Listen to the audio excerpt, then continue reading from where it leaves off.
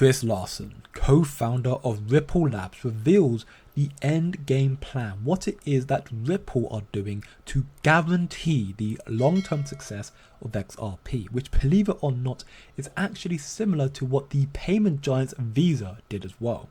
Take a listen.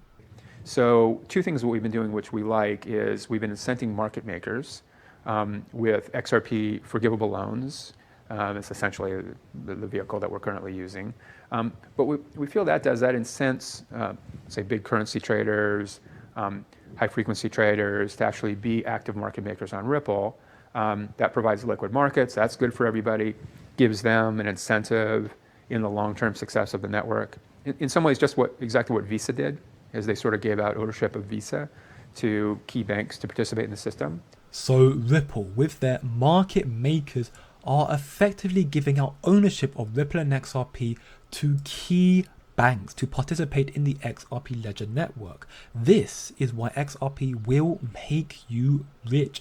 All the banks, all the large financial institutions, they have an incentive to use the network, meaning the long-term success of XRP ledger, and in time that will mean more liquidity, and in time that will also mean an increase in price in XRP. And when I say all the banks and financial institutions, I really do mean all the banks, because let's not forget that in the discovery phase of their lawsuit with the SEC, Ripple disclosed they have over 1,700 NDAs, 1,700 NDAs related to XRP distribution. That is insane. This is so much bigger and deeper than you can possibly imagine, because these NDAs will include agreements with central banks, financial institutions, and many more large industries. And these agreements effectively will construct the new financial system when you put it all together. All these banks, the whole world, are utilizing Ripple with XRP. We can see here from Smoke just a small list of confirmed Ripple partners, the likes of the Central Bank of the Philippines, Central Bank of Bahrain, the Reserve Bank of Australia, and the Saudi Central Bank. The key word there is central or reserve bank, but they are therefore the cornerstone, the foundation of money flow and money giving out to in their respected countries, and they utilize Ripple with XRP. And why wouldn't they, when they are, for one, being given ownership, but for two, given ownership of ground-breaking technology?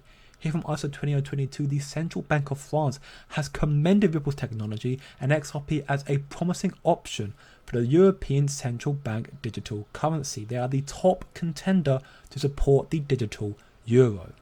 Now, me personally, I believe, not financial advice, of course, always do your own research, but I believe that XRP is one of the crypto gems destined to make you so much money in the long run as a long-term investment. And there are many other projects similar to XRP that are all considered gems in my opinion. Real-world utilities, for example, XLM Stellar. We can see here from Edward, XLM is set to be the new global payment standard built for interoperability. Stellar has been working to connect the existing financial system and payment rails with new digital ones, enabling value to flow seamlessly across borders. Knowing that, how can you not be bullish on XLM Stellar as well as XRP? Furthermore, Stellar's blockchain could potentially serve as a bridge currency and settlement layer within Project Nexus, enabling near real-time low-cost cross-border payments by leveraging XLM for instant currency conversion across connected payment systems. We can see here from Mr. Man XRP that Project Nexus effectively aims to create a standardized multilateral network connecting Southeast Asia. Countries plan to leverage Nexus to enable near-instant low-cost cross-border payments to 500 million people. That is not a small feat. That is game-changing, revolutionary. And it doesn't stop there, because we can see here from Chad Steingarber that Franklin Templeton CEO states that all ETFs and mutual funds will be tokenized onto the blockchain. And they, Franklin Templeton, are currently using Stellar. We can hear what she says in this interview. Less costly it was to run it on blockchain. It's a very efficient technology. And we think it's going to open up a lot new investment opportunities. And honestly, eventually, I think ETFs and mutual funds are all going to be on blockchain. There's a huge cost in financial services to reconciling data between systems. And then once you reconcile it within your own firm, you then got to reconcile it with your counterparty. In the case of blockchain, there's only one source of truth.